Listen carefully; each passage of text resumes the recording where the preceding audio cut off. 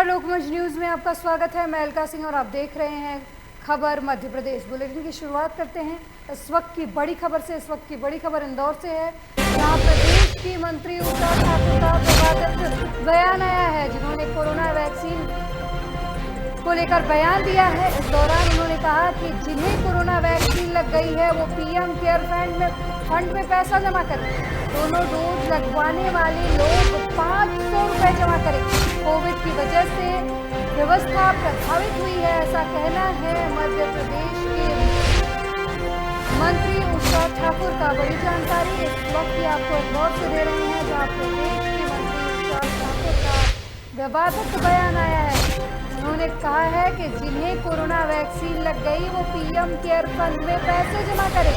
दोनों डोज लगाने वाले 500 रुपए पीएम केयर फंड में जमा करें। कोविड की वजह से व्यवस्था प्रभावित हुई है, ऐसा कहना है मंत्री उषा ठाकुर का।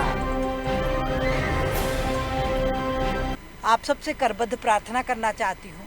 मैंने भी इस अभियान की शुरुआत की है, तो मेरा निवेदन ये है कि यदि प्रभु ने हमको सक्षम और समर्थ बनाया है तो कोवैक्सीन जो हमको लगी, हम जानते हैं कि प्रति व्यक्ति एक डोज 250 रुपये का है।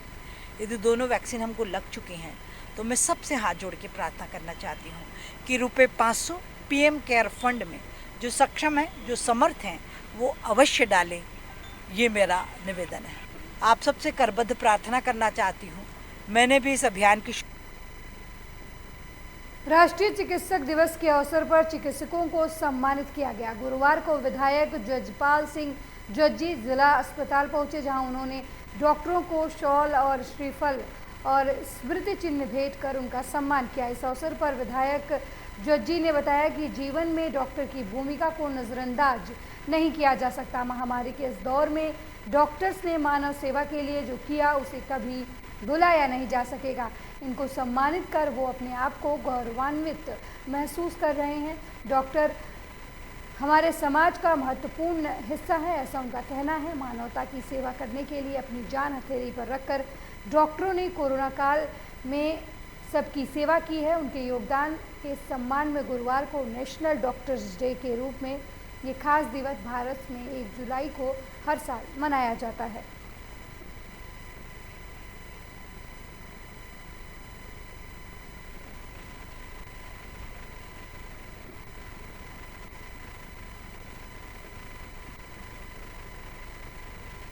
अगली खबर बैतूल से है, जहां दिन गुरुवार को ऐसा ही कुछ नज़ारा प्राथमिक स्वास्थ्य केंद्र बोरधई टीकाकरण केंद्र पर देखने को मिला। टीका लगवाने का उत्साह काबिल तारीफ है, लेकिन ये अति उत्साह कहीं भारी न पड़ जाए। बोरदेही प्राथमिक स्वास्थ्य केंद्र स्थित टीकाकरण केंद्र पर लोगों की भारी भीड़ देखी जा रही है। धक्का मुक्की करते लोग नजर आ रहे हैं। लाइन में लोग लगे हैं, कहीं एक दूसरे से दूरी नहीं बना रहे और ना ही नियम सोशल डिस्टेंसिंग का पालन कर रहे हैं। सोशल डिस्टेंसिंग की धज्जियां उड़ाई जा रही हैं। आश्चर्य की बात यह है कि इस महाअभियान में शासन की ओर से व्यवस्था बनाने वाले भी बेबस नजर आ रहे हैं। प्रशासन के नुमाइंदों से आग्रह है कि इस व्यवस्था में सुधार करें ताकि लोग सुरक्षित तरीके से टीका लगा सके। उप तहसील बोरदई में एक टीकाकरण केंद्र और हो जाए तो समस्या से निजात मिल सकती है। गौरतलब है कि टीका लगवाने की प्रक्रिया में उतना समय नहीं लग रहा जितना इसके पंजीयन में लग रहा है। यदि इसी केंद्र पर एक पृथक पंजीयन केंद्र भी बना दिया जाए तो इस समस्या से निजात मिल सकती है।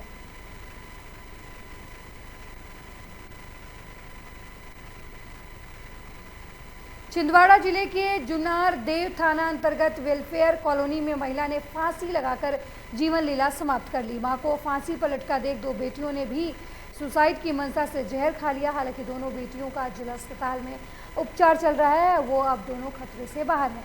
पुलिस ने इस मामले में एफआईआर दर्ज कर लिया है। संपूर्ण मामले की जांच में जुटी हुई है। छिंदवाड़ा एसपी विवेक अग्रवाल ने बताया कि जुन्नार देव थाना क्षेत्र में एक घटना घटित हुई थी, जिसकी सूचना थाने पर प्राप्त हुई थी, जिसके अनुसार महिला ने घर में फांसी लगा ली। इस बात की सूचना प्राप्त हुई, उसके तुरंत बाद 2 बेटियों ने भी आत्महत्या का प्रयास किया, लेकिन उन्हें बचा लिया गया है। फिलहाल इस मामले में जांच चल रही है। जो तथ्य सामने आएंगे उसके अनुसार कार्रवाई की जाएगी। आज सुबह थाना जुन्नारदेव क्षेत्र में एक घटना घटित हुई जिसकी सूचना थाने में प्राप्त हुई थी, जिसके अनुसार एक महिला ने घर में ही अपने फांसी लगा ली थी। इस बात की सूचना प्राप्त हुई थी और उसके तुरंत बाद उसकी 2 बेटियों के द्वारा भी आत्महत्या करने का प्रयास करने की बात भी सामने आई थी। पुलिस ने प्रथम प्रकरण में मर्ग कायम कर लिया है और उसकी जांच चल रही है।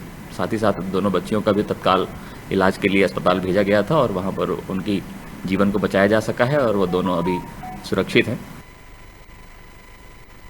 वहीं इंदौर क्राइम ब्रांच ने आरबीआई, इनकम टैक्स और कई निजी बैंकों की फर्जी सील बनाकर व्यापारियों से ठगी करने वाले आरोपी को गिरफ्तार कर लिया है। आरोपी मोहम्मद एजाज के पास से एक पिस्टल और कार बरामद हुई है। इंदौर क्राइम ब्रांच ने करोड़ों की ठगी करने वाले शातिर ठग को गिरफ्तार किया है।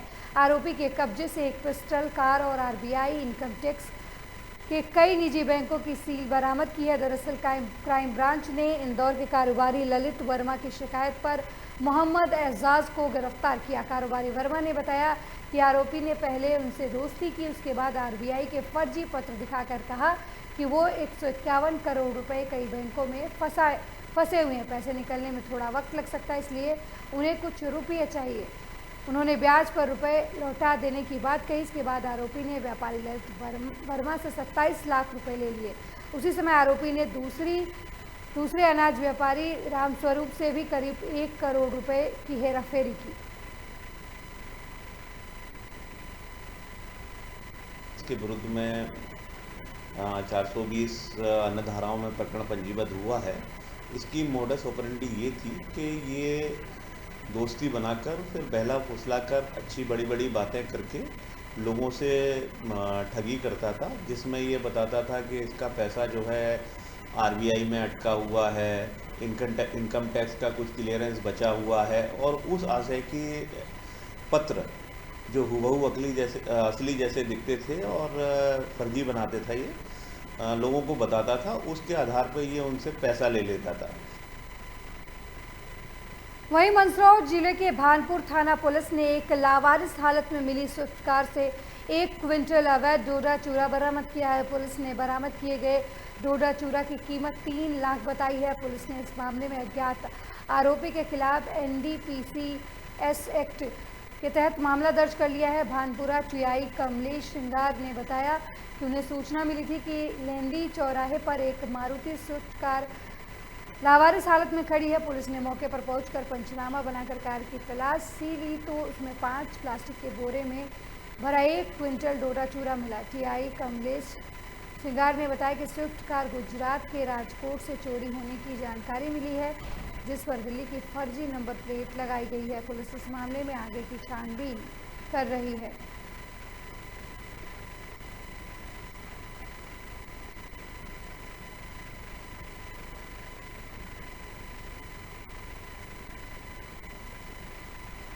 जाके उस गाड़ी को मैकेनिक को बुला के पंचनामे बना के NDPS के प्रावधानों के अंतर्गत हम लोगों ने उसके फाट के गाड़ी लाग से उसको खुलवाया और गाड़ी के अंदर से पूरी गाड़ी तलाशी ली तो 5 बोरे में भरा हुआ डोडा चूरा करीब 1 कुंटल माल था, जो NDPS के प्रावधान के अंतर्गत उसकी जब्ती करके कार्रवाई की जा रही है और गाड़ी की तलाश कर रहे हैं। तो प्रथम दृष्टया गाड़ी राजकोट की चोरी होना पाई गई है और उसमें फर्जी नेम प्लेट उसको दिल्ली के लगा रखी थी। सिलवानी विधानसभा के विधायक रामपाल सिंह बेगमगंज सहित तहसील के अनेक गांवों में पहुंचकर अलग अलग कार्यक्रमों में सम्मिलित हुए। साथ ही बेगमगंज से कृषि उपज मंडी में स्थित नवनिर्मित किसान विश्राम गृह का लोकार्पण किया और अंकुर अभियान के तहत वृक्षारोपण में भी हिस्सा लिया। विधायक रामपाल सिंह ने 11 गेहूरास पहुंचकर वैक्सीनेशन सेंटर का जायजा लिया और लोगों को वैक्सीन लगवाने के लिए प्रेरित किया। साथ ही वृक्षारोपण में भी हिस्सा लिया। विधायक ने शाम 4:30 बजे बेगमगंज उपज मंडी पहुंचकर किसान विश्राम गृह का लोकार्पण किया और अंकुर अभियान के तहत वृक्षा कार्यक्रम में सम्मिलित हुए। आज दौड़ से कार्यक्रम शुरू किया भोलेनाथ के दर्शन करके और गेहूँरास से पूरे इस पट्टी के गांव में भ्रमण किया, जमरौली, कोनिया, मोनिया से अनेक गांव का। वहाँ वृक्षारोपण भी किया, वैक्सीनेशन भी कराया और लोगों को आग्रह किया तो वैक्सीन लगवाए, वृक्षारोपण भी करें और कोरोना नियमों का पालन करें, दूरी बना कर रखें, मास्क भी लगाएं। और कोई किसी तरह की कमी है तो गांव में सरपंच सब बैठ कर निर्णय करके बताएं। जहां भी जो ज़रूरत होगी ब्लॉक स्तर से हम पूरी सुविधा देंगे। खबर छत्तीसगढ़ के सरगुजा से है, जहां सीतापुर के स्थानीय विधायक छत्तीसगढ़ शासन के खाद्य मंत्री अमरजीत भगत कल सीतापुर में कई कार्यक्रमों में शामिल हुए। अमरजीत भगत ने सीतापुर के शासकीय महाविद्यालय में पौधारोपण कर महाविद्यालय की कई मांगों को पूरा किया, जिसमें मंत्री ने तत्वाधान से महाविद्यालय को छत्तीसगढ़ शासन से 2 करोड़ रुपए की पीजी कॉलेज बनाने की स्वीकृति प्रदान की गई। वहीं महाविद्यालय के अन्य मांगों को पूरा किया गया। साथ ही मंत्री ने अपने विधायक निवास से जनता को मिलकर उनकी समस्याएं सुनी और जल्द ही निराकरण करने के आदेश दिए। मंत्री अमरजीत भगत ने अपने उद्बोधन में केंद्र सरकार पर जमकर निशाना साधा। साथ ही कहा कि उन्होंने क्या कुछ कहा, आप भी सुनिए।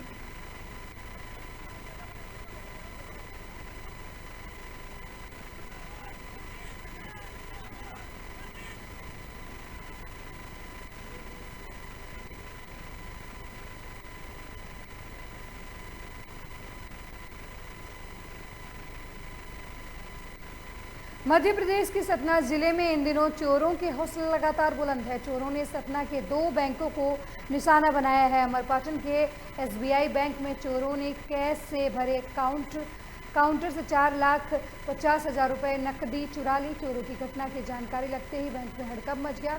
सूचना मिलते ही अमरपाटन पुलिस भी मौके पर पहुंची और CCTV फुटेज की मदद से चोरों की तलाश शुरू कर दी। वहीं दूसरी ओर रामनगर में भी चोरों ने SBI बैंक को निशाना बनाते हुए चोरी करने का प्रयास किया। आपको बताते चलें कि रामनगर में पुलिस गश्त और बैंक के बगल में सिक्योरिटी की तैनाती के बावजूद एक बेखौफ चोर ने SBI बैंक के ताले काट दिए। यहां चोरों ने 8 मिनट तक बैंक के अंदर रकम खोजने की कोशिश की। जब चोरों ने करेंसी चेस्ट को खोलने की कोशिश की तो सिक्योरिटी अलार्म बज गया। अलार्म का शोर सुनकर नकाबपोश चोर खुद को बचाते हुए गिरते पड़ते दीवार कूदकर भाग निकला।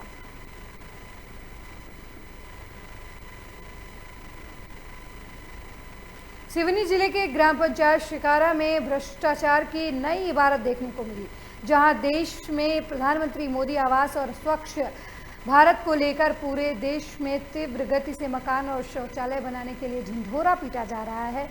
वहीं सिवनी जिले की तहसील घनसौर के गांव पंचायत शिकारा में रोजगार सहायक अजय देहरिया ने गरीबों के बनने वाले मकान की स्वीकृति करा कर सभी आवश्यक दस्तावेज और खाता नंबर लेकर PM आवास का सपना दिखाया। लेकिन अजय डहेरिया ने किसी दूसरे खाते नंबर लगाकर लोगों की राशि हड़प ली। इस घटना की जानकारी हितग्राहियों को लगी तो उन्होंने ऑनलाइन सभी दस्तावेज निकाले, तब जाकर उन्हें सच्चाई का पता लगा। मिली जानकारी के मुताबिक मायाबाई पिता दूली चंद का मकान संख्या 2018 में स्वीकृत हुआ था। वो कागजों में ही बना रह गया, धरातल पर नहीं नजर आ रहा, क्योंकि नाम मायाबाई का है पर मकान किसी और के नाम पर दर्ज है।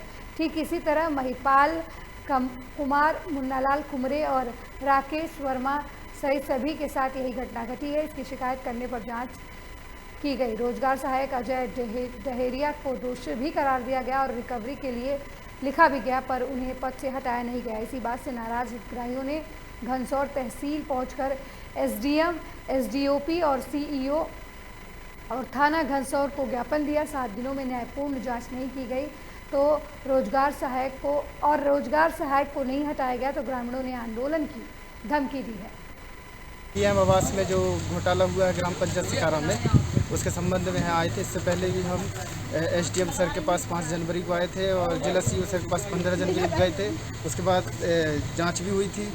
जांच होने के बाद ही पता लगता है CO सर से कि दोषी पाए गए हैं, रिकवरी के लिए आदेश दे दिए गए हैं, लेकिन वो आज भी पद में बना हुआ है। उसके साथ कुछ अभी तक हटाया नहीं गया है और आज भी भ्रष्टाचार होते जा रहा है और जिन लोगों का मकान दूसरों को दे दिया गया है उनके मकान आज भी नहीं बने हैं।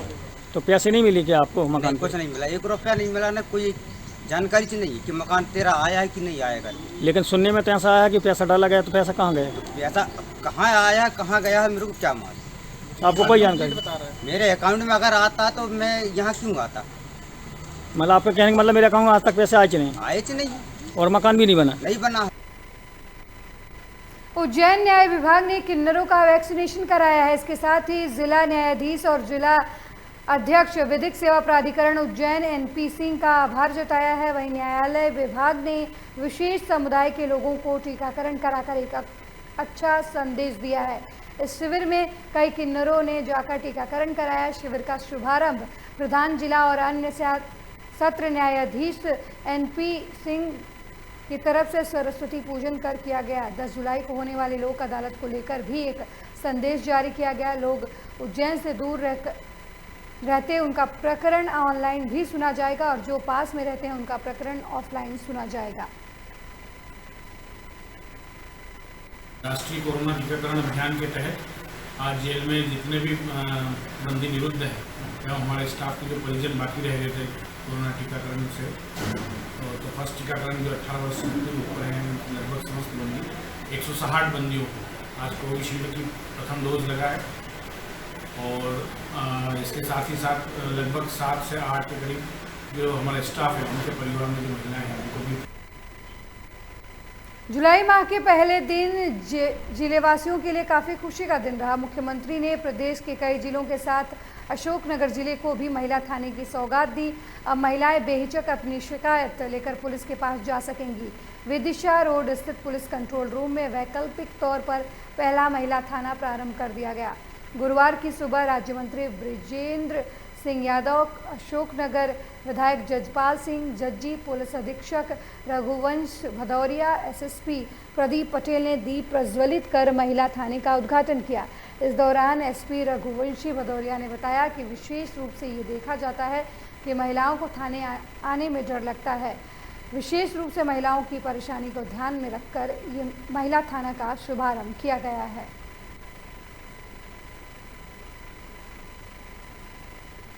महिला थाने को आज से 1 जुलाई से यहाँ अशोकनगर जिले में प्रारंभ किया गया है और इसको हम लोगों ने भी कंप्यूटराइज भी कर दिया है, इसमें से जोड़ भी दिया है।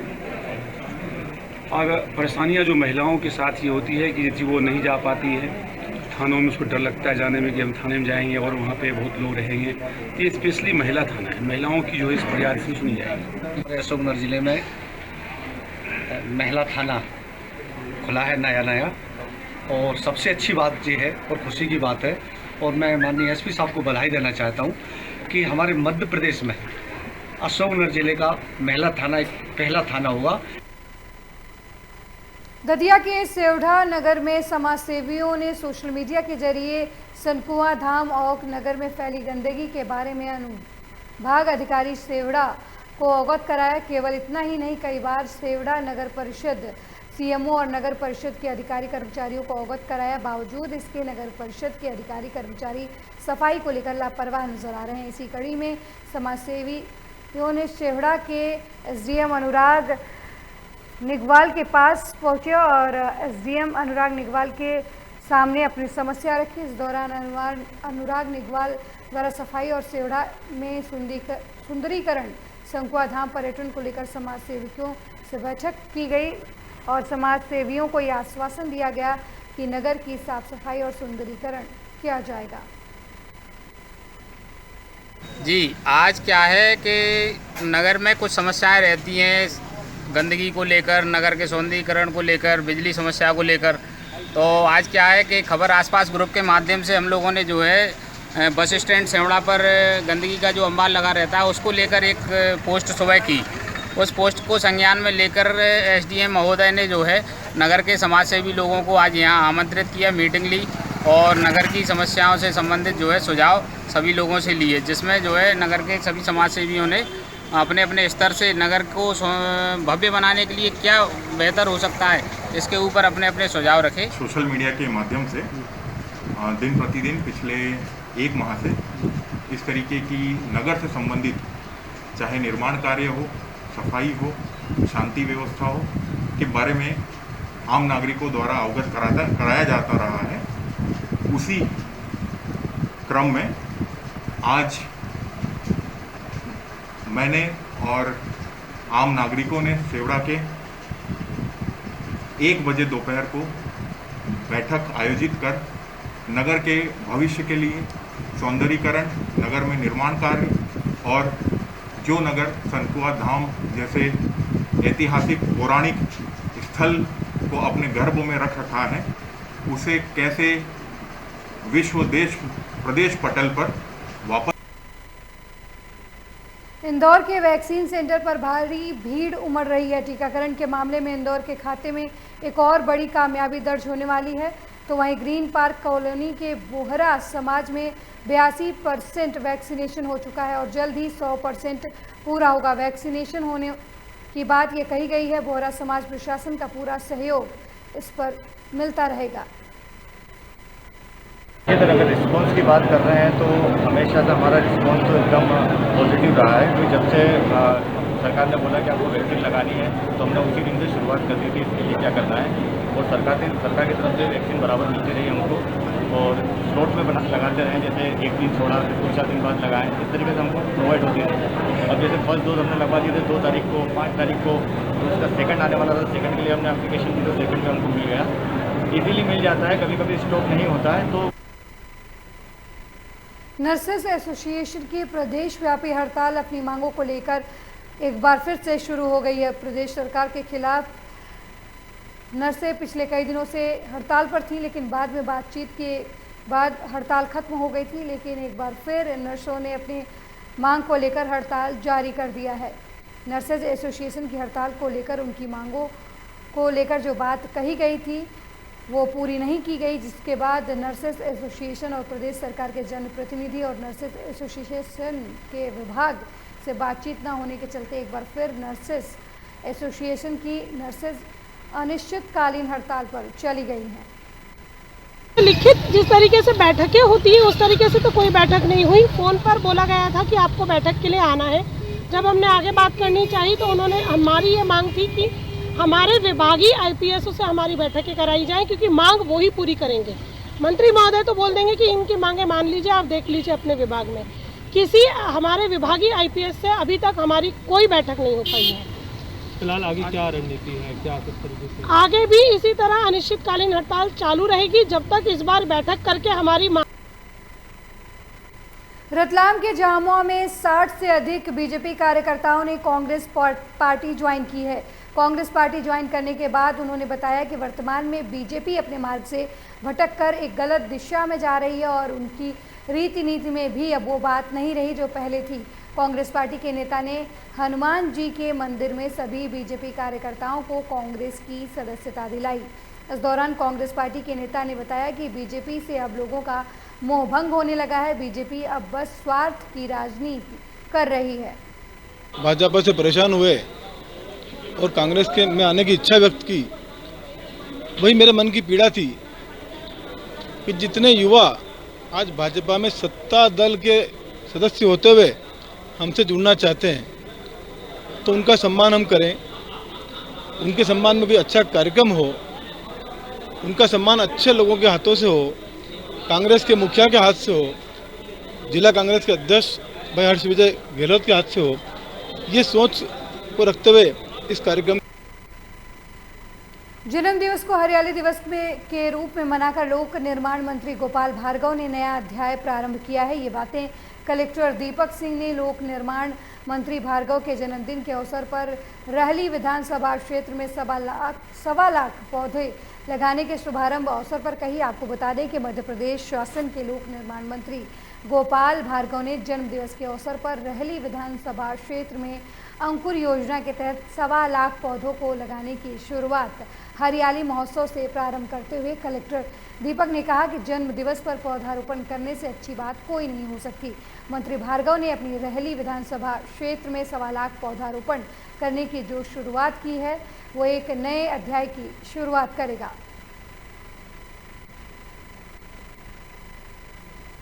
वहीं देवास जिले के नेमावर में दलित परिवार के 5 सदस्यों की निर्मम हत्या को लेकर बड़वानी जिले के अजड़ में युवा मोर्चा मंडल और महाकाल सेना के सदस्यों ने तहसील कार्यालय जाकर नायब तहसीलदार स्नेहलता चौहान को मुख्यमंत्री के नाम ज्ञापन सौंपा और हत्याकांड में संलिप्त दोषियों के विरुद्ध कड़ी से कड़ी कार्रवाई करने की मांग की। इस दौरान मंडल अध्यक्ष नरेंद्र पाटीदार ने बताया कि सामूहिक हत्याकांड ने प्रदेश को हिलाकर रख दिया है।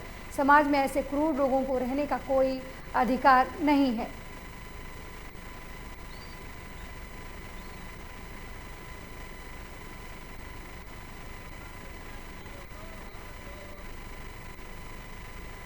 उत्तर प्रदेश के पूर्व मुख्यमंत्री और सपा के मुखिया अखिलेश यादव का जन्म दिवस गुरुवार को सपाइयों ने बेहद सादगी तरीके से मनाया।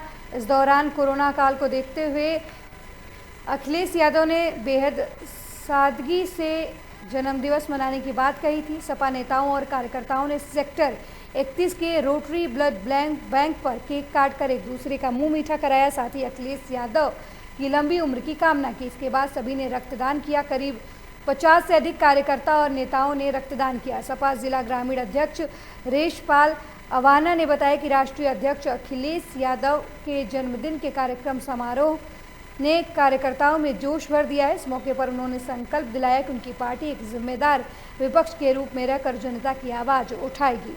उत्तर प्रदेश के लोग आज समाजवादी सरकार को याद कर रहे हैं। इस महामारी के संकट में यदि समाजवादी सरकार होती तो लोगों को दवा, राशन और जरूरी सामानों के लिए भटकना नहीं होता, न ही प्रवासी मजदूरों को घर वापसी करते समय जान गंवानी पड़ती।